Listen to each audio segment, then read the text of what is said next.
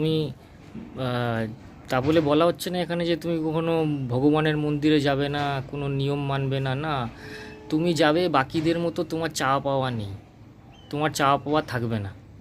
বুঝতে পারা গেলো? বাকিরা যাচ্ছে চাইছে যে আমার এইটা হয়ে যাক, ওইটা হয়ে যাক, বা আমি যদি মন্দিরে না যাই আমার এই রোগ হয়ে যাবে। তোমার কোনো চাওয়া পাওয়া নেই, তাই তোমাকে ওই সেম ডেটেই মন্দিরে যেতে হবে, এর কোনো ব্যাপার নেই। তাতে তোমার কোনো রোগ হবে না, তুমি সেটা নিজেও জানবে যে আমার তো পৃথিবী থেকে কোনো চাওয়া পাওয়া নেই, আমি পেলেও খুশি, না পেলেও খুশি।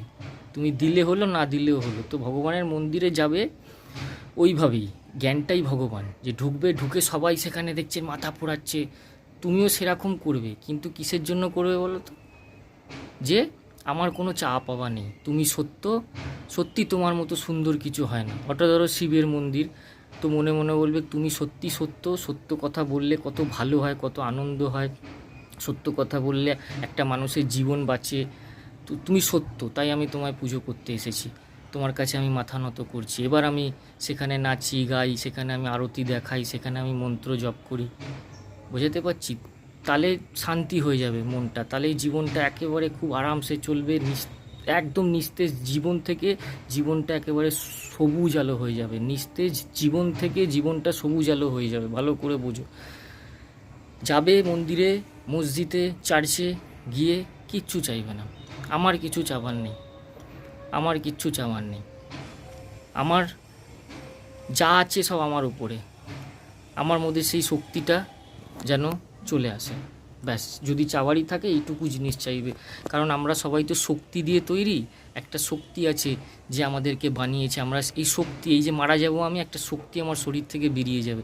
তো চাইবে তো শক্তিটা যেন আমার মধ্যে বিদ্যমান থাকে। তো শক্তিটা আমার শরীরে বজায় রাখার জন্য কী করতে হবে? আমার স্বাস্থ্যটাকে ঠিক করতে হবে।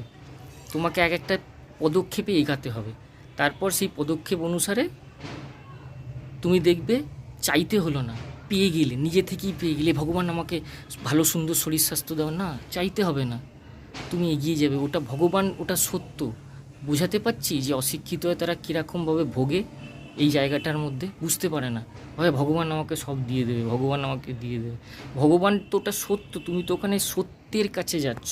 ওটা সত্যের জায়গা, ওখানে শিব রূপী একটা একটা অবয়ব দিয়ে দিয়েছে, ডামরু নিয়ে বসে রো, ওটাই সত্য। তুমি সত্য কথা তুমি বলতে পারছো না, তাই কি করবে? এই সত্য সংসারে চলতে হচ্ছে। একটা ভগবান সত্যের কাছে মাথা তাই নত করছি। সত্য বলতে পারি না বলে, সত্য বলা খুব মুশকিল, তাই আমরা ভগবানের কাছে ওটাকে ভগবান মনে করে সত্যের কাছে সত্যিই মাথা ঝোঁকাচ্ছি।